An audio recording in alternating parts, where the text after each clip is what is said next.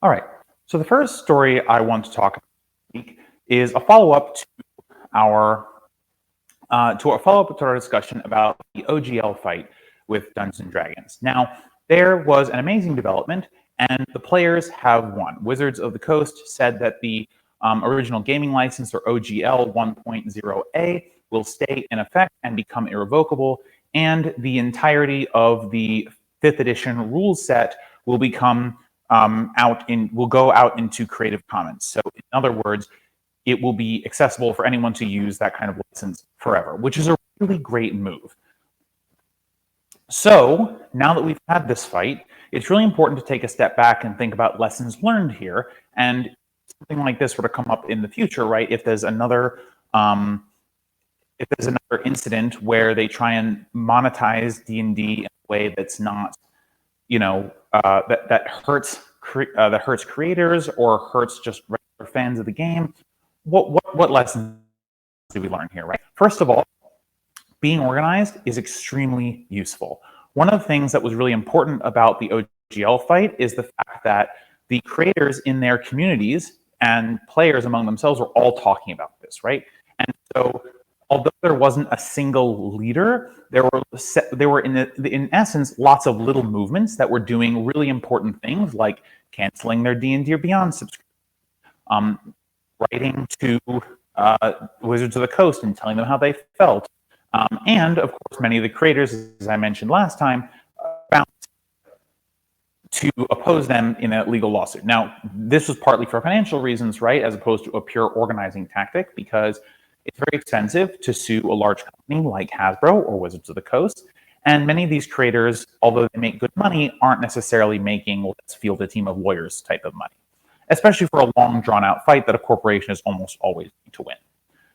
So being organized is super important. And actually, it does seem that the creators at least have learned this lesson quite well, because it was announced by some of the creators that there is, they don't call it a union, but it's effectively a union. It's a coalition of creators that have come together for the sole purpose of helping each other if something like this were to go awry. And by the way, this is extremely helpful. Even if we never have a situation like this ever again, if if Wizards of the Coast does something that is, against their interests, at least they're all better and they can fight as one organized group, as opposed to trying to fight it out like we did this time, which was kind of in many different groups. Now, mind you, we were successful this time, right? So it's important to be organized. It's important that they were able to do the work, right? And it's important that people did do the work, but that work is always easier to do, and it's coordinated when it's organized. A lesson that we learned is that we should not take any of what we have in terms of RPG gaming for granted. There will always be someone somewhere in a capitalist system that says there is not enough profit coming in from this, or we can give our shareholders more money, or the players don't matter. And actually, it sounded like from the leaks coming out of words they think the players don't matter. Not only is it important for the creators to be organized, it's also for the players to be organized, right? And to not take these things for granted, to be watching and to be careful about how they interact with these companies, right? There are things that we as individuals can do to send a message to these large corporations, some of which are going to be voting with our dollars, right? Not purchasing new books, not purchasing official content, getting rid of D&D Beyond subscriptions, et cetera, et cetera.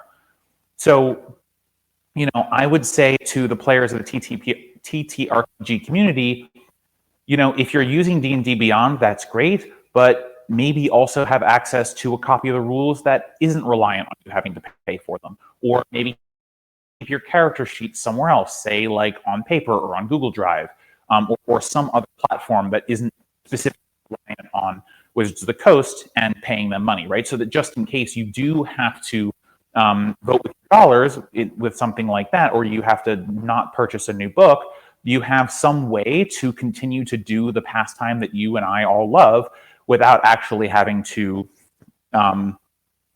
disrupt your game, right? So you can send a message, but also not disrupt your game, right?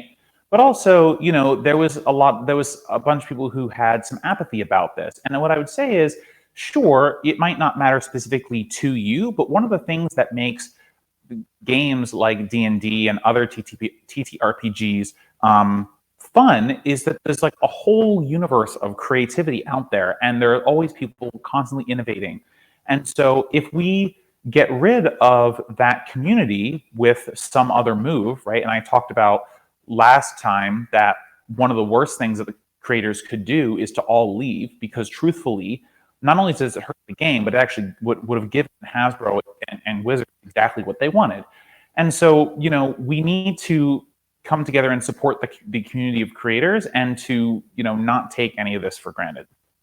These, in my opinion, are kind of the two major lessons that we need to learn. I actually think the organization one is pretty well learned, right?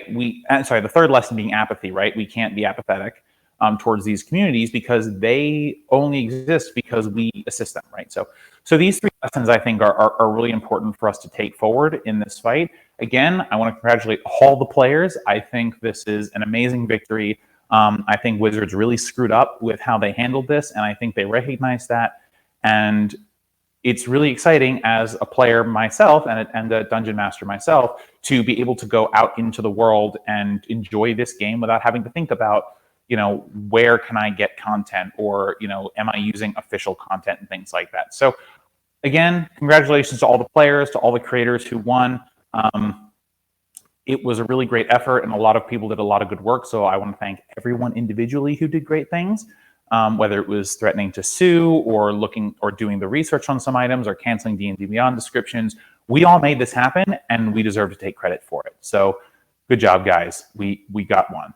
Thank you so much for watching this video from Let Them Eat Bread. If you enjoyed this content, please like and subscribe to our YouTube channel. Check us out on Twitch and on Facebook, where announcements about our page are kept. We make videos every week, and you can find all of our videos at youtube.com/LetThemEatBread. Thanks again, and see you next time.